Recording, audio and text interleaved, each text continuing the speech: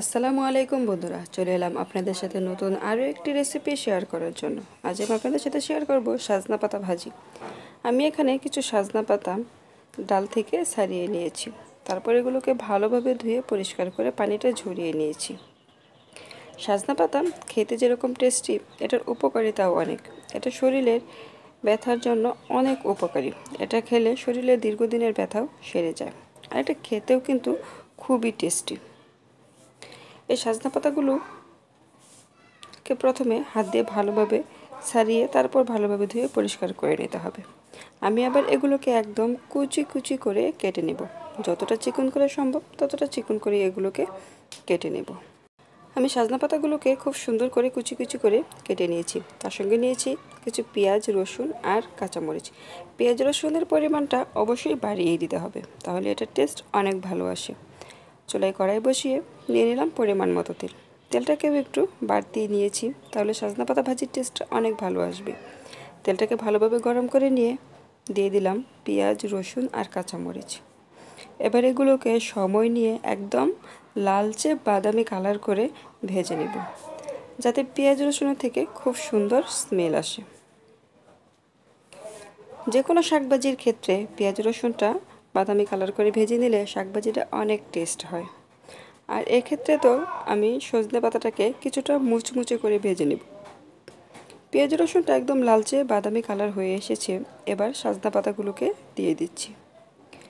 আমি কিন্তু সজনা পাতাগুলোকে কোনো রকম ভাপিয়েও নিইনি, এগুলো এমনিতেই ভাজা হয়ে যাবে, আর এমনিতে ভাজলে কালারটাও সবুজ থাকবে আর এটা খেতেও অনেক ভালো হবে। দিয়ে দিচ্ছি পরিমাণ মতো লবণ। এখানে আর কোনো কিছু দিতে হবে না। এবার সময় নিয়ে এটাকে শুধু ভেজে নেওয়ার পালা। এটাকে খুন্তির সাহায্যে নেড়ে চেড়ে খুব সুন্দর করে ভেজে নিতে হবে, যাতে দলা পাকিয়ে না থাকে, সবগুলো শাকই খুব সুন্দরভাবে ভাজা হয়ে যায়। আমার আজকের এই সজনা পাতার রেসিপিটা আপনাদের কাছে কেমন লাগলো, আর আপনি কি কখনো এইভাবে সজনা পাতাটা ভেজে খেয়েছেন কি না, এটা কমেন্ট করে জানিয়ে দিবেন। আর ভিডিওটি যদি দেখে আপনার কাছে একটুও ভালো লেগে থাকে, তাহলে প্লিজ ভিডিওটিতে একটি লাইক করে যাবেন। আর আপনি যদি আমার চ্যানেলে নতুন হয়ে থাকেন, এখন আমার চ্যানেলটিকে সাবস্ক্রাইব করে না থাকেন, তাহলে এরকম সুন্দর সুন্দর ঘরোয়া রেসিপি পেতে আমার চ্যানেলটিকে সাবস্ক্রাইব করে পাশে থাকার জন্য অনুরোধ রইল। আমি আপনাদের মাঝে সবসময় নিত্য প্রয়োজনীয় ঘরোয়া রেসিপিগুলো শেয়ার করার চেষ্টা করি, যেগুলো আমাদের দৈনন্দিনই প্রয়োজন পড়ে। আমি কিছুক্ষণ পর পর অনবরত নেড়ে চেড়ে এই পাতাগুলোকে খুব সুন্দর করে ভেজে নিচ্ছি। খুন্তির সাহায্যে সারিয়ে সারিয়ে বাছতে হবে, যাতে এগুলো একদমই দলা দলা পাকিয়ে না থাকে। এই সজনা পাতা ভাজিটা কিন্তু গরম গরম ভাতের সঙ্গে খেতেও খুবই টেস্টি হয়।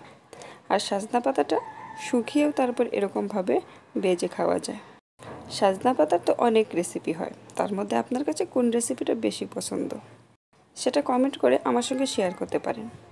সজনা পাতাগুলোকে আমি সুন্দর করে ভেজে নিয়েছি। এবার এটিকে নামিয়ে নিচ্ছি গরম গরম পরিবেশনের জন্য। এটা অবশ্যই গরম ভাতের সঙ্গে খেতে বেশি ভালো হয়।